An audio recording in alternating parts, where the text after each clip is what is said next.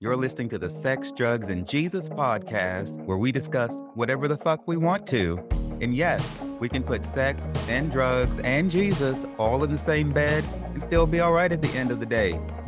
My name is Devanin, and I'll be interviewing guests from every corner of this world as we dig into topics that are too risque for the morning show, as we strive to help you understand what's really going on in your life. There is nothing off the table, and we've got a lot to talk about, so let's dive right into this episode.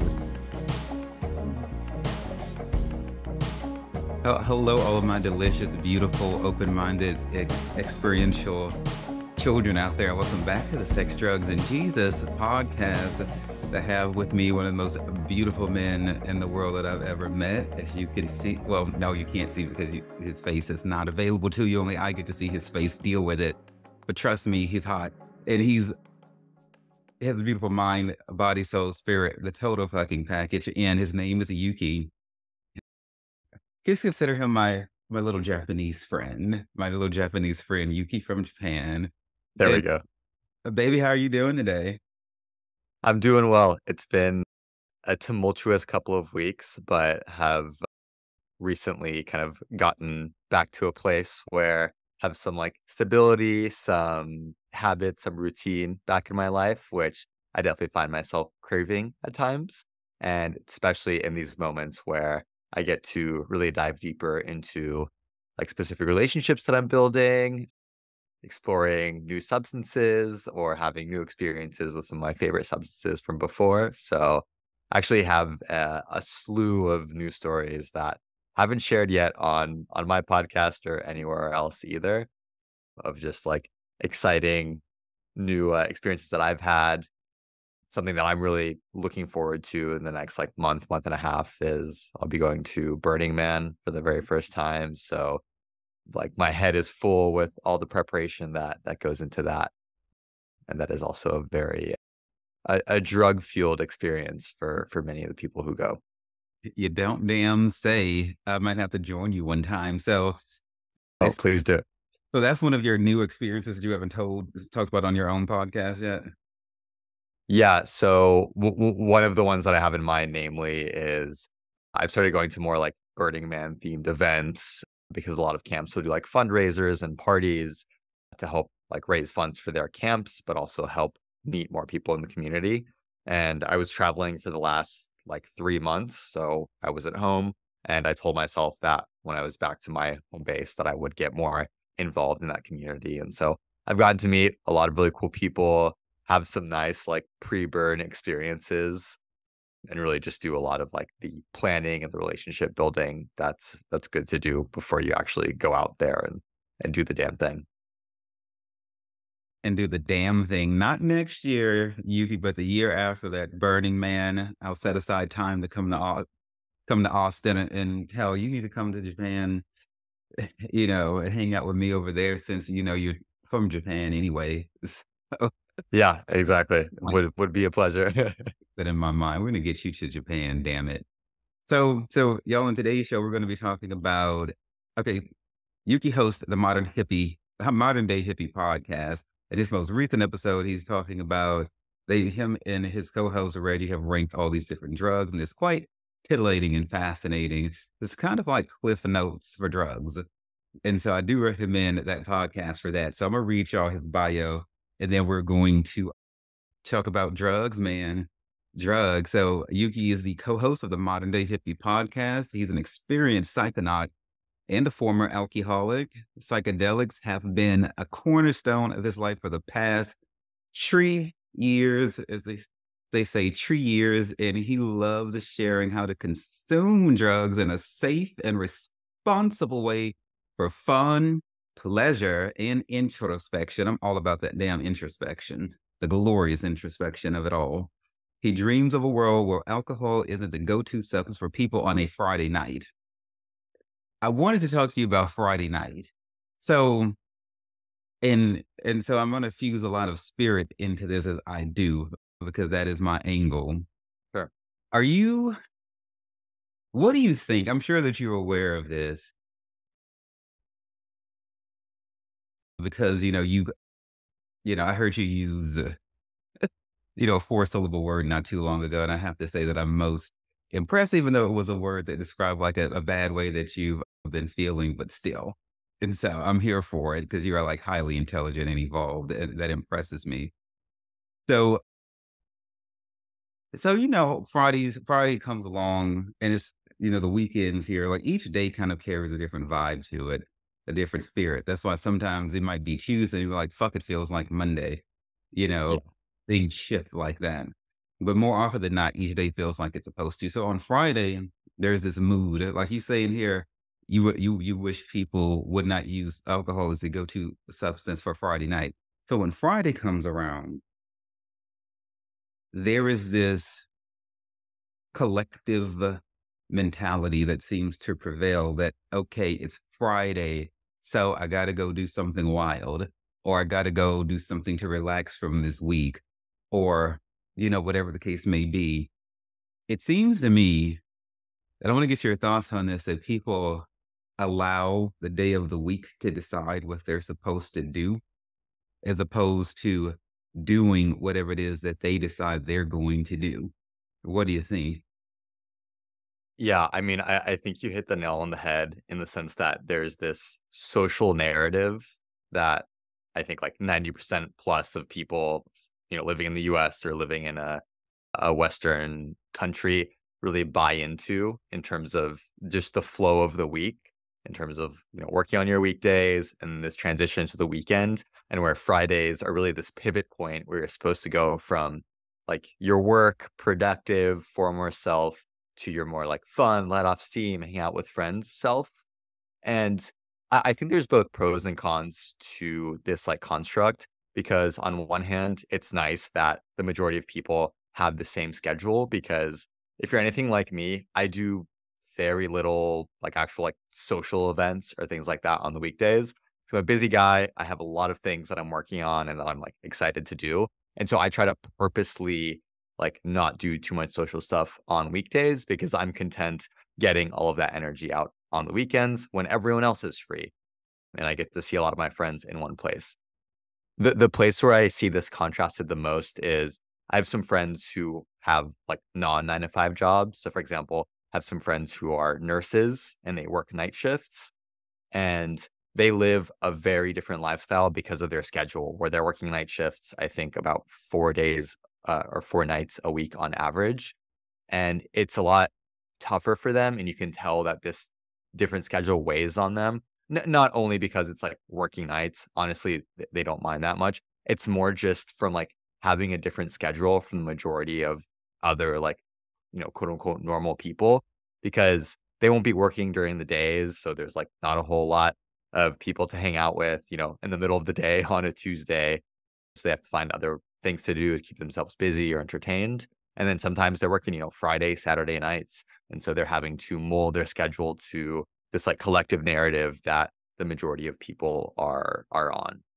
And so the reason I was mentioning kind of, Friday nights as as what I want other substances to, potentially replace or just act as a substitute for alcohol is because, I've become very familiar with that feeling of just like you mentioned, it's towards the end of the workday on Friday, it's 3, 4 o'clock. You're already trying to figure out what you're going to do with your night, where your night is going, because you feel like, the weekend is valuable. Time is valuable. And all you have is Friday night and Saturday night every week to like go and do something, quote unquote crazy or fun. And so I think there's also a little bit of this like social pressure to go out and do that.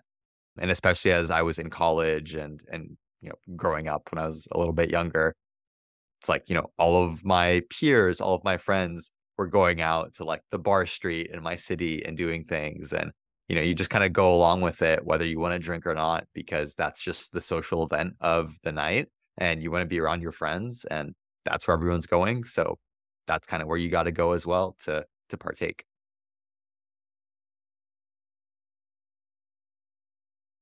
Oh, and I mean, you're right. I mean, there's so many different ways to look at it and think about it. But what I want people to do is to fucking start thinking. And so what that means, y'all, a couple of things. It means when a Friday night or a Saturday or Sunday comes around, and you're like, woohoo. And I did the shit when I was in the military because it was such an intense thing, Friday, fucking A, let me go find me a liter of alcohol to hop in because this government has got me fucked up. And so, but what about being counterintuitive? I want Yeah. people to see everybody else is doing everything that Yuki and I just said. Clearly, they're going to go do something to get fucked up or to party or to relieve stress. Maybe spend Friday night meditating. Maybe spend Friday night getting closer to God, growing spiritually, doing what others won't. There's something that brings positive benefits and growth when you cut against the grain. Yeah, no, I could not agree more. And honestly, in the last few years, as I've grown a little bit older, I'm in my mid-20s now, so still a baby, relatively speaking, but growing a lot more into myself, and I would say maturing a good bit.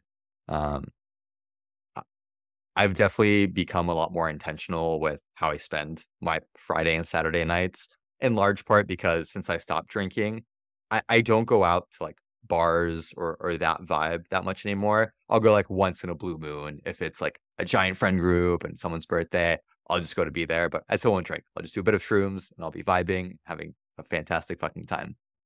But now on Fridays, more often than not, it's like my girlfriend and I will stay in, maybe we'll do some shrooms, we'll cook, or we'll like watch a TV show that we really love, or we might invite a few friends over for like a game night.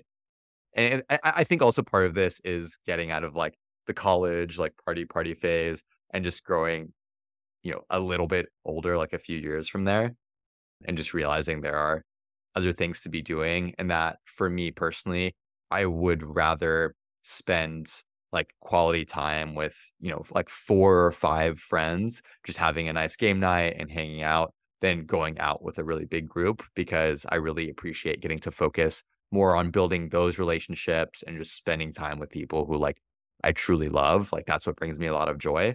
And even now, if I look back on like some of my favorite nights that I've had, they've just been some late nights of like friends coming over and maybe we're playing like Mario Party, maybe we're doing a little bit of drugs, maybe we're just like talking and catching up. But those are just like really chill moments and really prized memories because those are times that I got to just like really appreciate some of the people that, are close to me in a very like, I think special and unique capacity. So that's something I sometimes do on Fridays, sometimes on Saturdays. It's never a fixed schedule because obviously if there's like a big event or a party happening, like I will go to that because I do enjoy that. And I think the important thing for me has been like finding my crowd in my city where it's like not so much going out to bars and drinking a lot. It's more like we'll go to raves or we'll go to like a members club where things are a lot more laid back and there's a DJ, but it's like comfy and you can still like do your drugs in peace if you want, or just meet like a cool group of people. And ever since I found that vibe, that's become kind of my new substitute for going out because it is still going out. It's still very much like nightlife. And I'm telling you, this past weekend, Saturday night, I was out until like 5 a.m., which all the bars in my city close at 2. So if anything, I'm out even later, but it's a very different experience. It's a lot more based on just relationships and conversations and meeting people. And because this group in general just drinks a lot less and everyone's just very open about other substances, it feels less detrimental to our health. Like I'll wake up the next day. Yeah, I'll probably still be tired, but I'm not like hungover. I don't want to like just like collapse in pain and not get out of bed. It's like, okay, I'm a little tired, but I can still get up and go about my like Sunday errands and get my shit ready before the week. Yeah. Yeah. I think I'm gonna have to delay my trip to Austin to come fuck with you until like November. I needed to be like cooler if I'm gonna be out all night doing hella drugs, which Oh yeah, no, it's so fucking hot. I will say, luckily, there's a lot of like water-based activities that you can do during the day, but even then, it's too much. But a lot of things happen at night, which is great. Yeah, like staying out until 4, 5 a.m. At some of these like members clubs we go to is definitely a good go-to activity. And actually, on the topic of like nights of partying, I've been having this like internal gripe with myself that I feel like the bigger events and parties that like this group we're a part of does, they're always on Saturday nights. And I truly wish that they would start switching more of these to Friday nights because in my head, I think my perfect weekend would consist of like Friday, like stay out late, like do all the crazy fuck shit, like do that. And then Saturday have a little bit more of a chill day and like Saturday night do a more of like a night in or a game night with friends or something like that. Because then by the time you get to Sunday, you're like pretty recovered and you're in a good spot. Whereas even this week, like I definitely came into Monday feeling like tired, and I feel like that's put a little bit of a weight on like my productivity this week. And I'm someone who like I have very high standards for myself and my work and my productivity. And anytime that's lacking a little bit, like I can sense that I'm getting frustrated with myself. And honestly, that's something that I am working on, like just being like a kinder human being to my own self. But yeah, just kind of, internal thoughts that I've been having about my current more intentional way of like going out and partying, but still to an extent, you know, showing up when there are people there and basing it on when there are like bigger parties happening. Again, y'all, he's a thinker. I think I've searched the nine realms and I finally found a man who can fucking think. So, so we're gonna talk about some fucking drugs now. Well, even more fucking. Wait, what were you about to say? You about to say something? Yeah, honestly, definitely a lot of credit for me being a thinker goes to my longtime girlfriend and partner as well, because she's taught me a great many things, and honestly, has been a big part of my growth the last couple of years. So, The beautiful thing is that you were open minded and listened. You didn't fight the bitch. You know, and mm, I mean that no, loving. I definitely did at first. Like, this was probably the rockiest start to a relationship I ever had. So we met like right before COVID started. We were just hooking up like into COVID. We're like, okay, hey, it's COVID world. We both, still need to be like having sex. So let's just like write it out together. And, one thing led to another. We caught feels for each other. And I would say the first like probably like 6 to 9 months of that relationship was incredibly rocky. Like we almost ended things multiple times, but I think we both saw like that glimmer of potential, and we had like I've never met anyone like her, and vice versa. And after that like rocky like storming period, which was over 2 years ago now, it's literally been like nothing but smooth sailing, the most like beautiful, positive relationship that I've ever had beyond anything that I could have imagined. And I was someone who never thought I would be in like a committed, long term, monogamous relationship. And like meeting this person completely changed my view on that. So that's also a sorry, completely derail the conversation. No, I loved how much you love her. Like that adoration is the bare minimum that any man should be throwing at his girl. But what I'm hearing you say is that both of you are capable of forgiveness. Yeah, we definitely are, but also I think we did a good job of even when we're really upset, we never like said or did things that we couldn't take back. Like I think fundamentally we're both like pretty reasonable, logical people, and even when there's times like when we'd argue, when we can't see each other's point of view at that time, once we cool off, we can come back like together. We can come back and sit down and really understand each other's perspectives. And it's been incredible, like getting this close to just like another human being. Like I've never been this close to anyone else, and just getting such a deep insight into like how she thinks and how her brain works because it's so different from mine.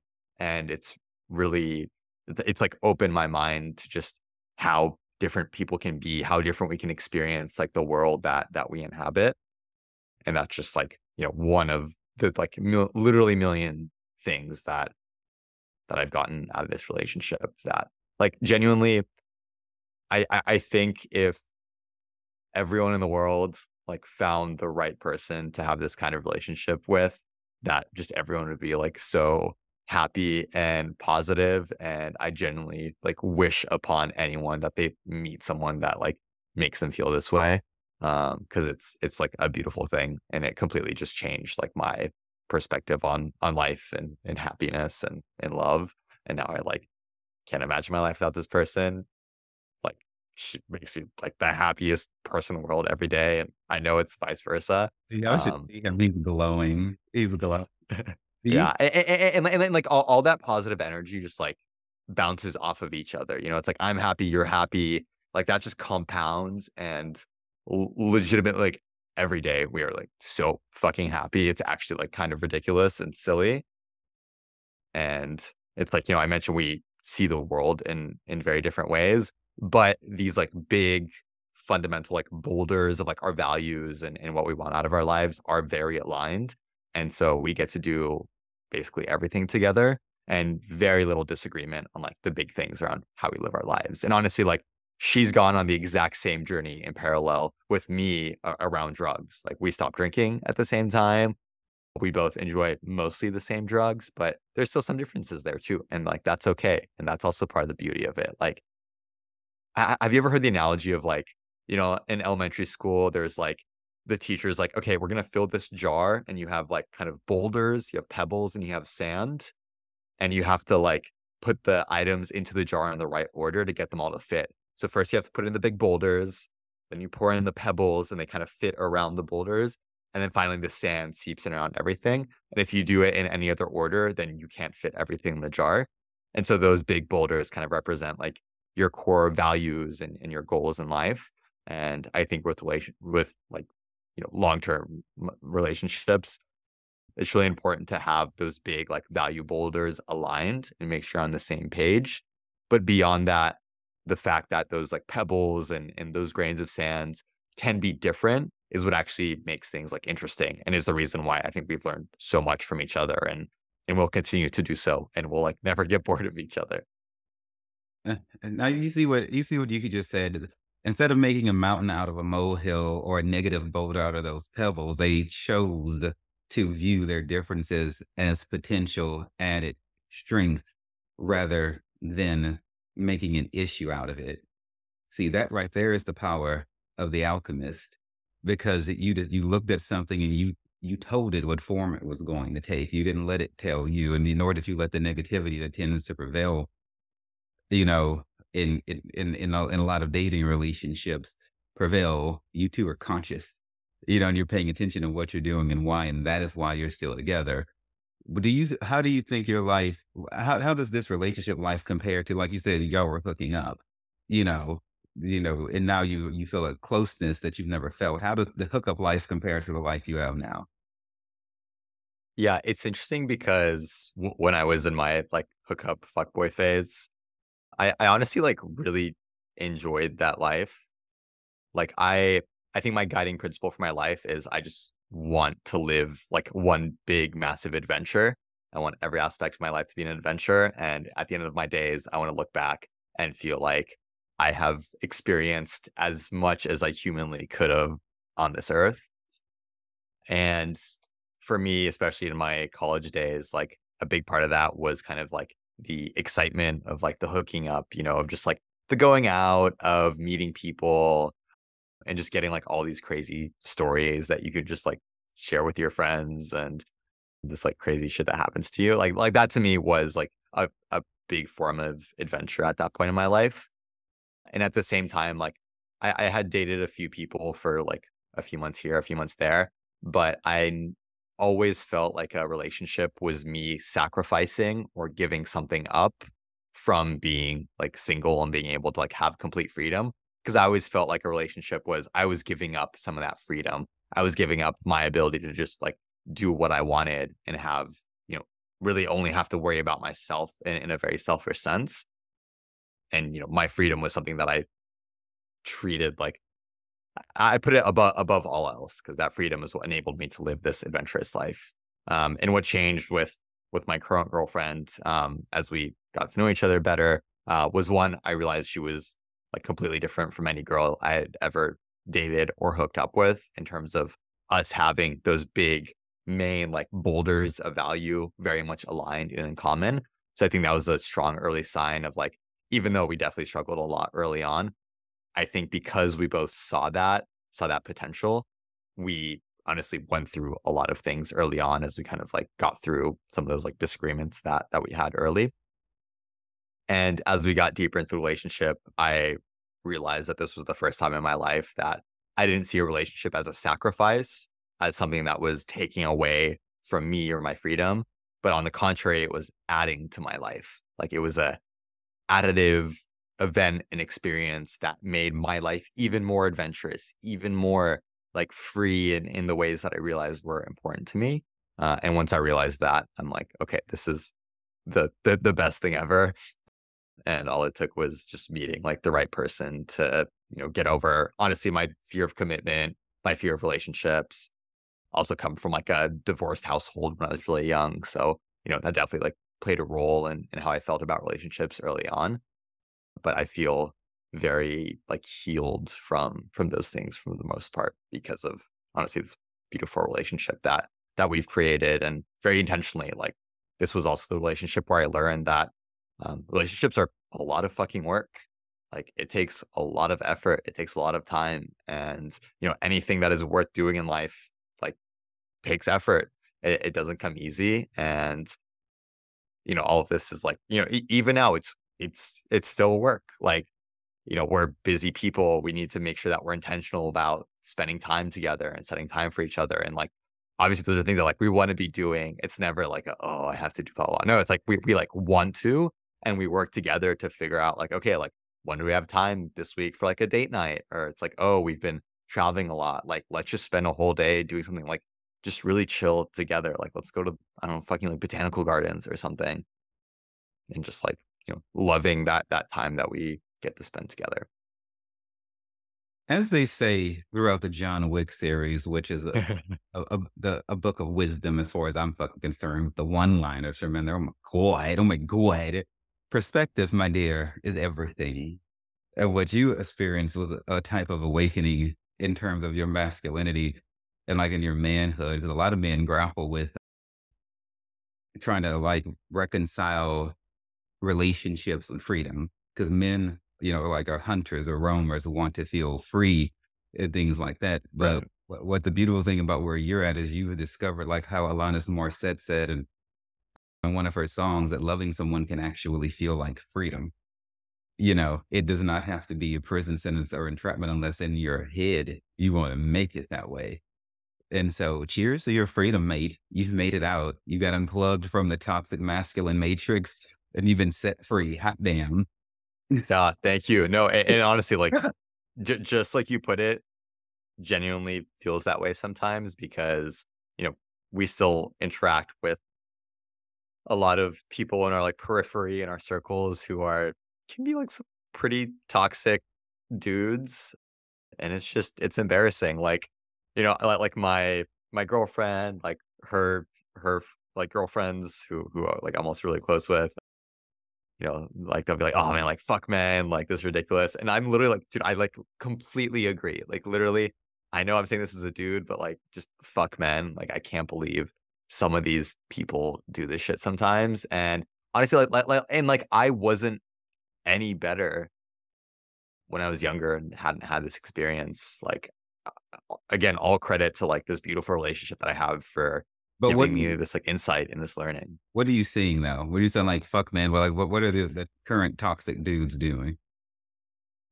It's just very like unprompted, like propositioning, or I think obviously like a little bit of like flirting and having fun, like to the point where like it doesn't make the girl uncomfortable is all good. But I've seen too many situations of just men making women feel uncomfortable and like they can't do the same things or like go to the same places on their own. It's just Oh like damn. it frustrates me a lot. Oh, they doing too much. They doing too much. Well, prayerfully one day they will reach a level of authenticity. Like clearly you're living an authentic life. I'm living an authentic life. I'm very appreciative to have you in my life, Mr. Yuki. So Likewise.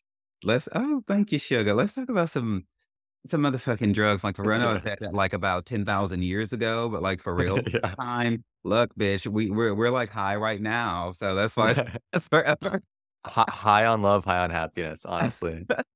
So y'all in this episode, Yuki and Reggie rank damn near every drug on earth from F to S. F is the lowest tier, S is the highest tier, and they go through far too many for us to cover here on the sex, drugs, and Jesus.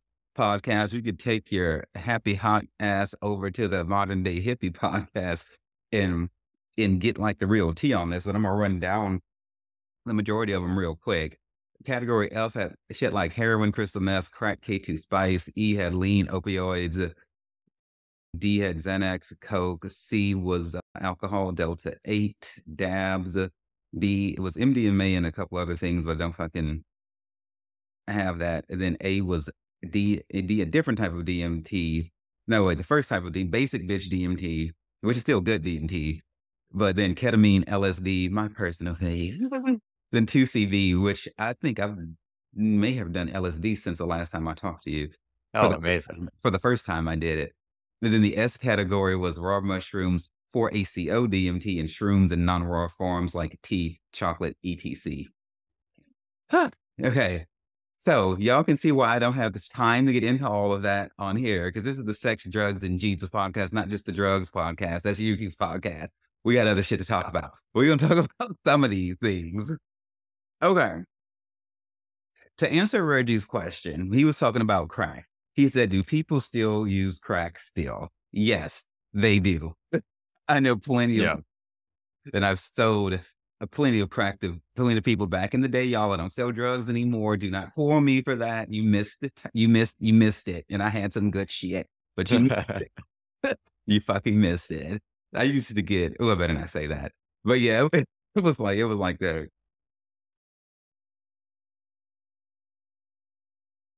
I agree pretty much with all of what y'all said. One point of discrepancy, there's 2 points of discrepancy. One of them is, and y'all, F, I think I may have said it was F is like the shit you can Reggie just threw complete shade at. They're like, don't do it. You're dumb if you do it. Why fuck up your existence? We've seen people like lose their shit over. Then S is like Superman shit.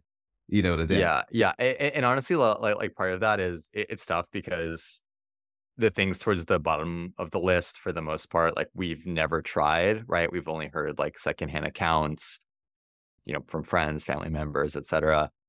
So it's definitely biased, obviously, towards drugs that like we have more experience with, which is more like the psychedelics, the rave drugs, that kind of thing. And then something I've also been noticing as I've just gotten deeper into like this like drug world and learning more about it is there are like some generational differences in drugs that are more popular. Like, for example, people in their like 20s and 30s now, at least the people I meet like in crowd and at least the circles that I've run in, there's very much like a bias towards like psychedelics, ketamine, stuff like that. And I've met people who, are smoking crack and things like that. And that's something that I think in my head I associate with kind of like the previous generation of drug consumers. And I don't know if that's necessarily true, but that's just not something like I've run into and hang out with people in their 20s and 30s who are also very avid drug users like myself.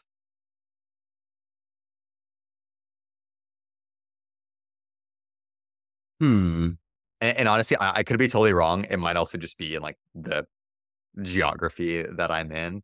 I'm sure that affects it significantly as well.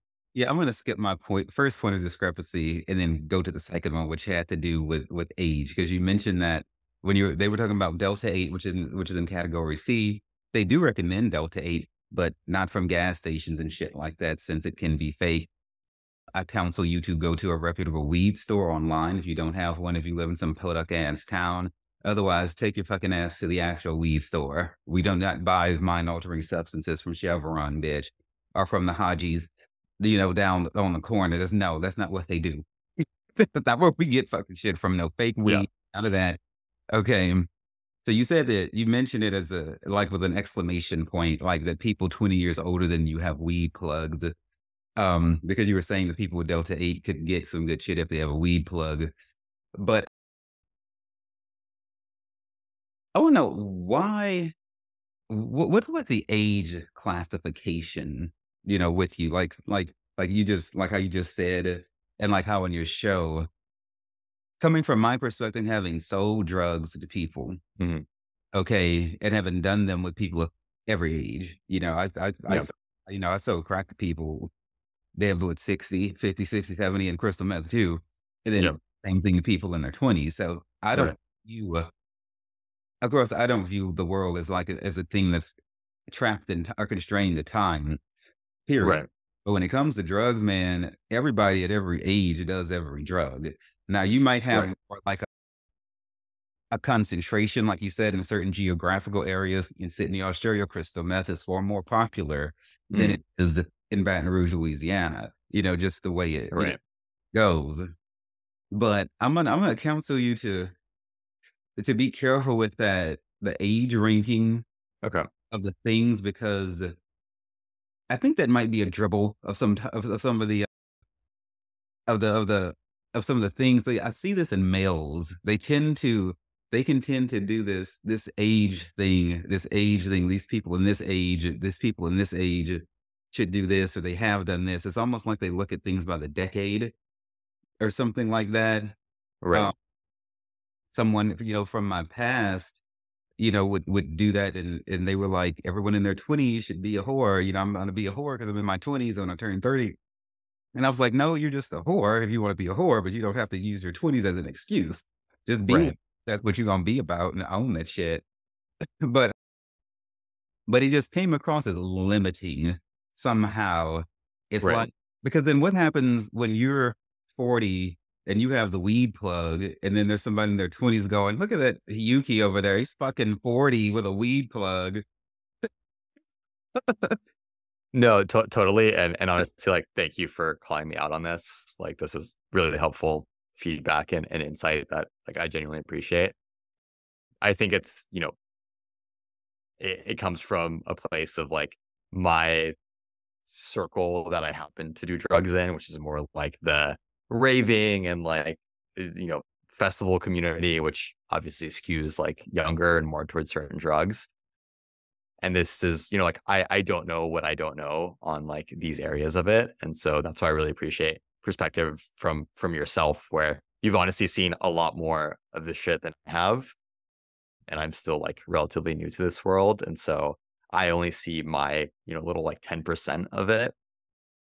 And, again, part of what made I think this episode particularly challenging was not having that like firsthand comprehensive experience with all these drugs that we're talking about because, we're limited to honestly most of the drugs that we do. Like obviously we set those in like the higher tiers because they're the ones that we do and we wouldn't want to like, there's this like bias internally that, if I'm doing a drug, I'd probably be pretty hesitant to put it on like a lower tier if I recognize the negative health benefits. And, this is also like an episode that we want to like revisiting every year and relisting things. And so one thing I'm most excited for is as we gain new knowledge and new experiences, actually seeing like how this tier list evolves over the coming years.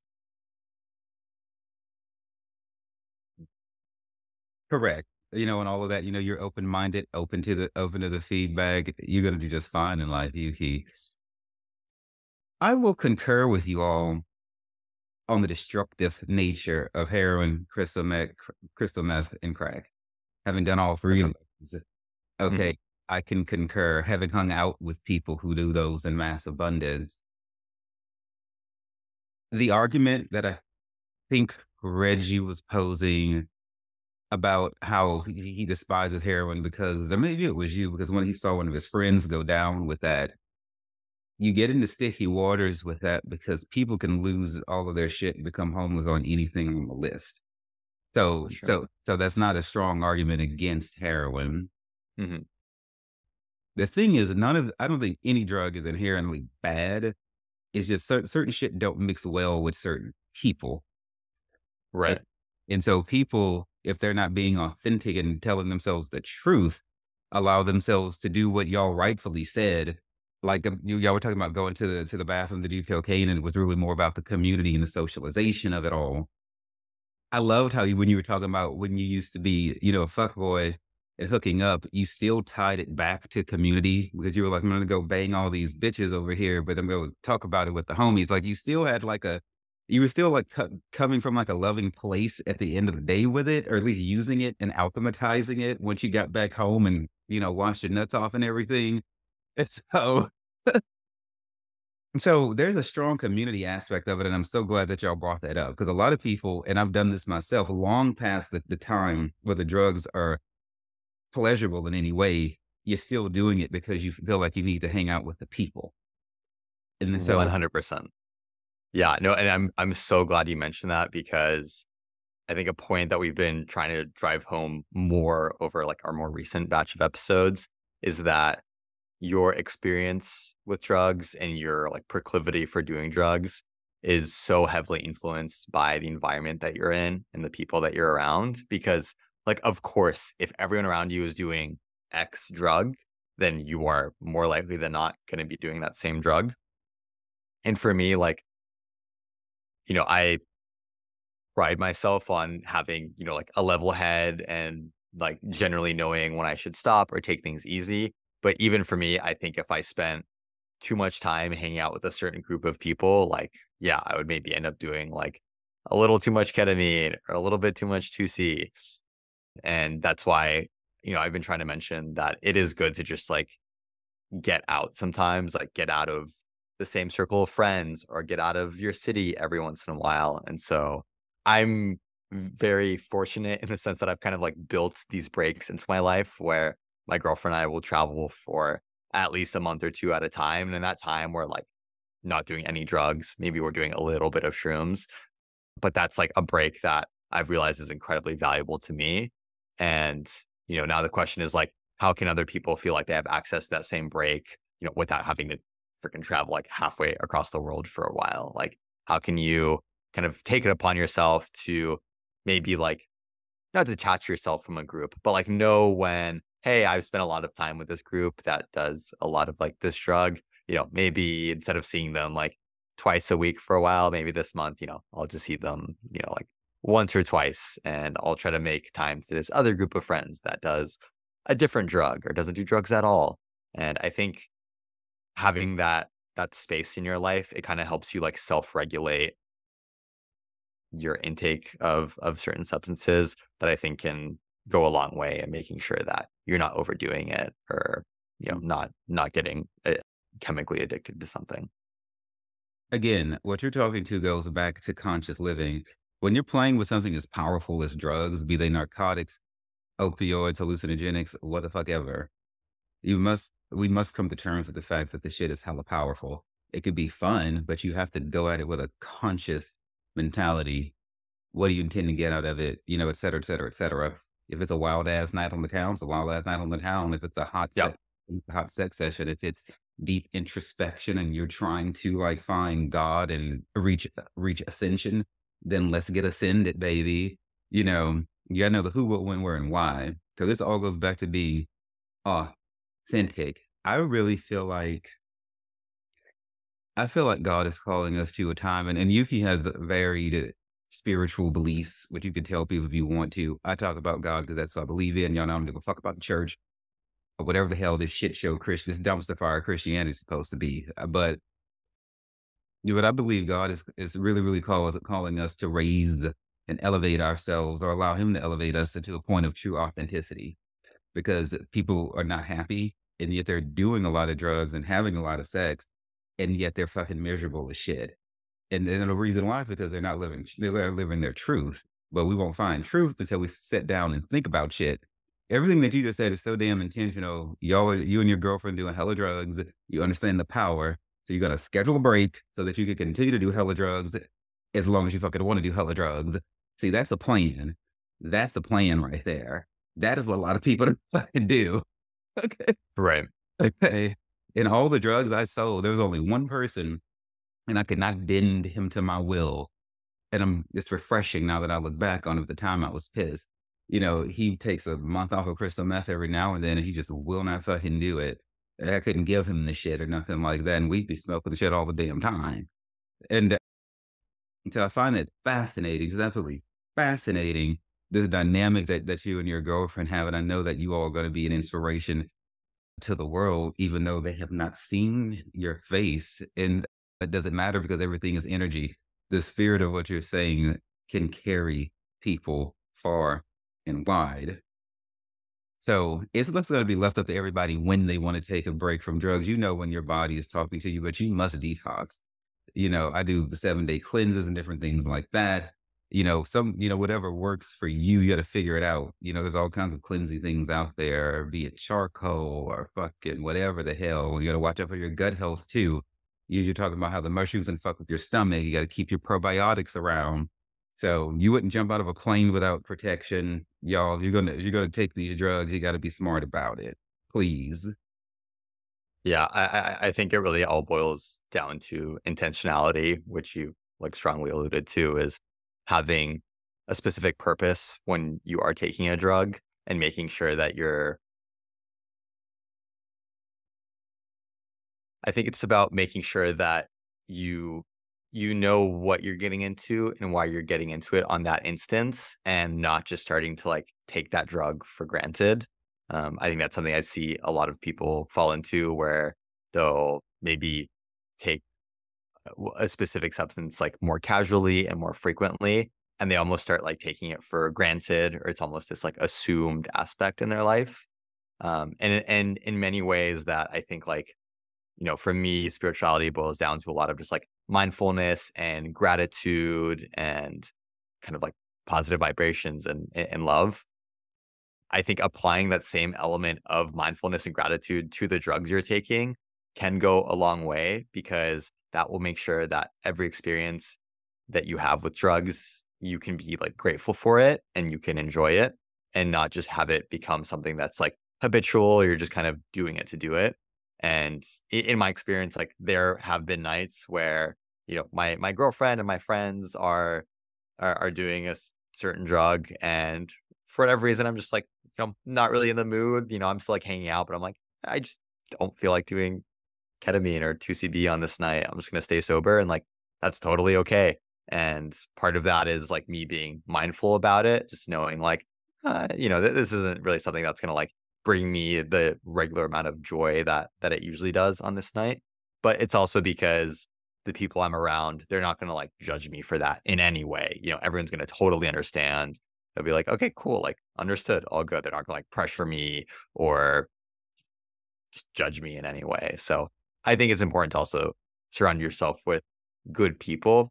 That rings true all the time, but even more so when there are drugs involved, because I think that any drug, not just psychedelics, really accentuates whatever vibes are happening, and it can accentuate things in the positive direction or in the negative direction. And I think that's just more of like the dynamics of groups and in friendships. Yeah, because when you do drugs, it changes your vibration. That's why some people can use drugs to reach other realms and things like that, because it does change you. You're not just drinking alcohol, you're not just smoking weed, you're not just doing whatever drugs from this list. It's actually a spiritual experience, whether you want to look at it that way or not. And I wonder what happens to people. Like I've been covering on my show how people use like sex magic and things like that to try to control people and to harm them. You nod your head, but a lot of people have not fucking heard of this. And they're out there. Of course, where you're at, Austin's a very witchy town, which I love. And but people are out there having all this sex with people who don't even who really don't have goodwill towards them in their heart. It's a very it's one of those things that Solomon from the book of Ecclesiastes would have called a vanity and a great evil. People are willing to get naked and have what's supposed to be a sacred experience, sexual experience with people who in their heart they despise the person, but they'll sleep with them anyway. And so I think that's one of the most fucked up things ever in the world. But if you throw in that somebody is going to be high on something or drinking, and you have all of that negative intention infused with the infusion, the spiritual infusion, and the psychic infusion that comes along with sex, this is why people are just all fucked up. That's one huge reason why. It's a Yeah. very difficult cord to unravel when people have done that too much. I want you to tell people, because you said that you travel for 2 months, just in case somebody's out there thinking you have to be a freaking millionaire in order to do that. And you might be, for all I know, but No, definitely not a millionaire. do you have any travel tips? Because some people really in their heads they don't understand how you can plan ahead, save money, look here, look there, and actually travel to far places of the world. Any travel tips? Yeah, it's funny you mentioned this because I'm actually working on a new like content channel that actually focused solely on like travel tips and things like that. So, yeah, my perspective, just in a nutshell, on it is the reason I'm able to travel like more than half the year is because I have a remote job. So, like, step one is if in any way you can figure out how to get a remote job, like, that is the first, the most important, and in a lot of cases, the hardest step. Like, I was lucky that I went to school in a field that just has a natural proclivity for remote work. But even if you don't have that background, like there are ways where you can make that happen. And if it's a goal that you set for yourself, remote work, just the amount of flexibility and talking about freedom for a lot of this episode, like the amount of freedom that it gives you, like the world can become your oyster.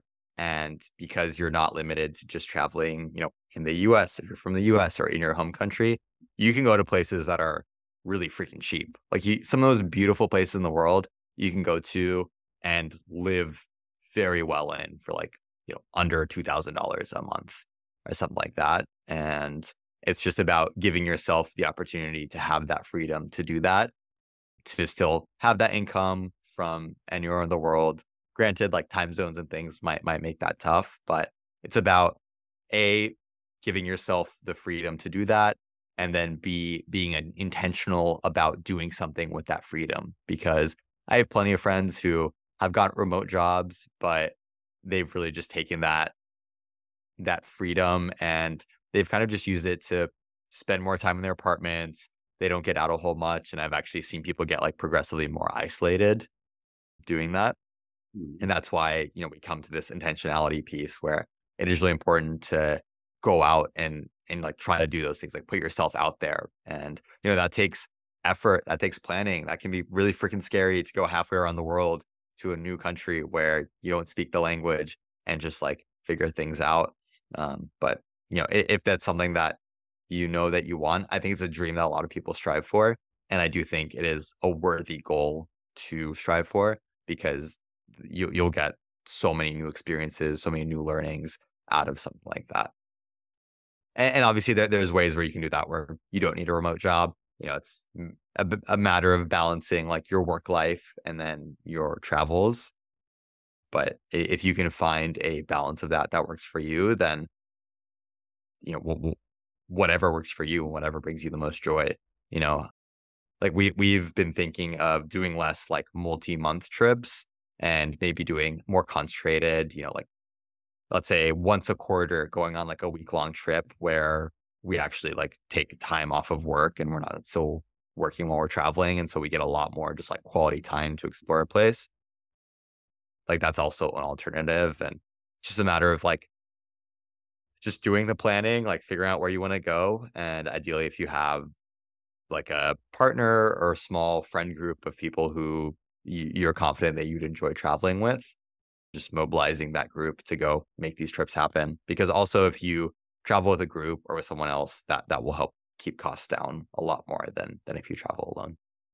So just a few like high level tidbits, but once I launch my new project, I'll be sure to share it with you because that's literally the whole point of it, to be honest. I'm so happy that we're on the same page, energetically speaking. I see you. I see you. So, thank you for the wisdom you just gave us. Before we get over into my dad joke section, yes, dad jokes are coming at you again today. And just to recap, y'all, we gave you a different perspective on Friday nights. We talked about drugs, and I'm referring you back to the Modern Day Hippie podcast to get the true tea on this entire long list that Yuki and Reggie did. It's quite a delicious show to listen to. It's quite a delicious show. We encourage you to take a counter intuitive approach really to every aspect of your life in order to create new energy there. We warned you against fake ass weed and and Yuki's told you how you can travel he schooled you on toxic masculinity and how he got delivered from it and how he's still open-minded to work into it. And the man is smart enough to listen to his girl instead of fighting with her now. And so with that, dad joke number one. You ready? You stay ready. Yeah, I've been looking forward to this. Why doesn't the season summer have any friends? I don't know. Because it's not cool enough. Poor summer. She should chill out. Yeah, especially down here in Texas. Okay, number two. What do you get when you combine an elephant with a fish? A whale. Swimming trunks. Oh my God. That's a good one. Okay. All right. Last one. Why do bananas use sunscreen?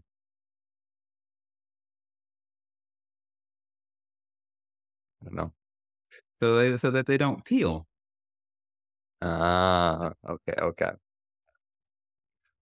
Next time, come on the show high, and you'll get like all of them. No, I'm legitimately so bad at these. I get my girlfriend is like amazing at puzzles and shit like this. I'm like not great. I'm very smart in like a mathy logical way, but puzzles are not my jam. All right, phenomenal, y'all. The podcast is Modern Day Hippie Podcast. He's on Twitter, YouTube, Instagram, all the things. You have a TikTok channel too? We do. Yeah, I believe it's at MDH Pod, and that's our tag on most socials. But yeah, full episodes. Most of the content is on YouTube, Spotify, Apple Podcasts, etc. Okay, I love me some tiki-taki. Okay, do you have any last words for the world, Yuki, before I let you go kiss your girlfriend? I kissed the girl and I liked it. Yeah, I mean, thank you so much for having me back. Again, like really enjoyed the conversation, and I'm sure we could have an infinite number of very good conversations. And I think what I got the most out of our conversation today was just the reminders about intentionality and mindfulness. And I think approaching each day and each action with a sense of purpose. I think just having that subtle mindset shift for honestly anyone, no matter where you're at in your life, I think can go a long way, and just feeling more grateful and happier, and just giving you that glow that we all want as we go about our lives. You definitely fucking glowing. You're definitely fucking glowing. You're in your glow up right now. I feel like you've been in it a while though. You know who said it has to be short? If y'all don't know what a glow up is, I guess it's yeah, the forever glow up. Yeah, that's the dream. Things are definitely glowing over here too. All right, baby. Well, then we will be in touch when this comes out. Y'all learn to love Yuki because he is lovable, and you will hear from him again. Thank you so much. Thank you. Thank you all so much for taking time to listen to the Sex, Drugs, and Jesus podcast. It really means everything to me. Look, if you love the show, you can find more information and resources at sexdrugsandjesus.com or wherever you listen to your podcasts. Feel free to reach out to me directly at Devannen at sexdrugsandjesus.com and on Twitter and Facebook as well. My name is Devannen. It's been wonderful being your host today. And just remember that everything is going to be all right.